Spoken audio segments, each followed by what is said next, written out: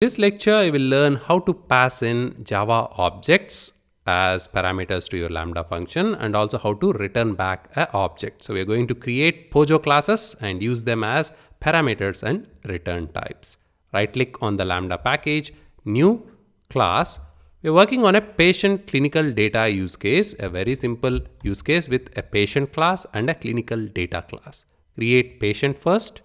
Patient will have two fields. This is a Java bean which follows all the Java bean conventions, which typically is to have private fields, private string name and private string SSN of the patient. Those two fields are enough. Select them, go to source, generate getters and setters, select all. I want it after the SSN field, generate. Do a Ctrl+Shift+F to format. That is the first one.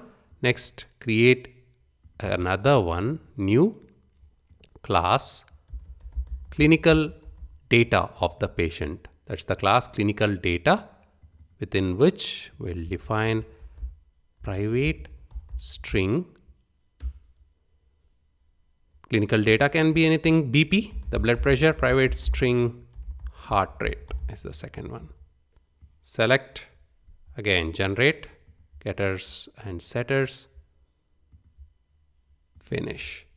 Now in our Lambda function, we are going to use the patient as the input and we'll return this clinical data back. Go to datatypes.java.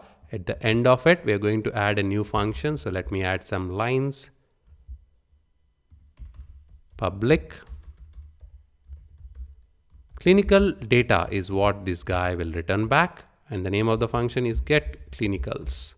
And it takes a patient object as the parameter. We're not going to do anything with the patient object. We simply create a new clinical data object and we'll return it. Hit Ctrl+1, add statement to a local variable, assign some values, set BP, the blood pressure within double quotes, 80/120, a decent blood pressure rate or blood pressure, clinical data dot set heart rate within double quotes 80. Save it and return back the clinical data. We aren't doing anything with the patient object itself. Let's do a sysout at least so that we can see what is coming in. Patient dot get name. You can also print the SSN. Copy that, paste it, get SSN, save it. Now to use this, copy the function name get clinicals. Let's make sure everything is okay, a semicolon at the end. Save it. Copy the function name, go to template.aml file, change this to clinicals. It should be get test student scores. I have been working on it. That's the reason you saw that.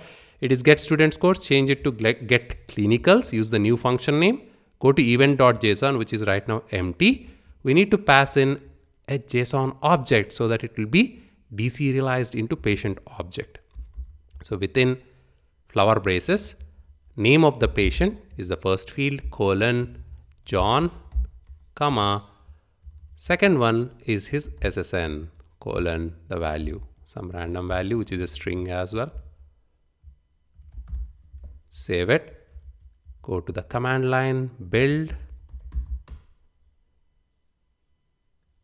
When we execute it locally, the data will go, that will be deserialized into an object of type patient, and that should be displayed as a part of the CloudWatch logs on our local. See, here is the data. These are the logs we are seeing. And then this is the clinical object, clinical data object that is coming back as JSON that got serialized. And we are seeing it on the console. So typically we need to follow the Java bean rules. When we create these beans here, we need to, typically we make this private. We should have a default constructor always so that the JVM will be able to, the Lambda JVM will be able to create objects of this type. All these Pojos should always have a default constructor. So if you are using a parameterized constructor, it is your responsibility to always add a default constructor. These are all the Java bean rules which are out there for quite some time now. And if you are Using these fields as private, you should always, or if you are marking these fields as private, you should always provide the mutator methods. If you don't, then these values will never be set. Especially these are required on the input types, because when the data comes in from the event.json from another source which triggers the lambda, if you don't have this, let's see what happens. I'm taking out the setter for name. Now go back, clear this up, do a build again, SAM build. When we run this time, the patient name will come in as null, although we are providing that value. See this here up top? The SSN is okay, but not the name.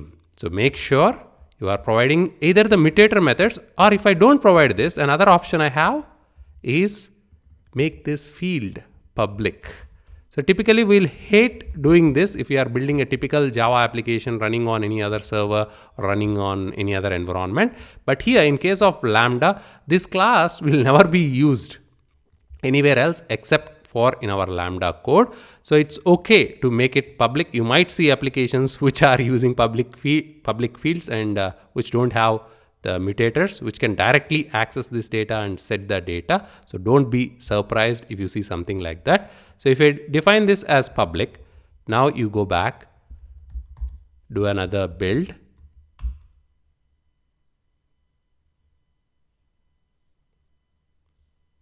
Let's invoke the Lambda function and see the output. This time we get the name here. So it's up to you, up to your architects and teams how you want to do this.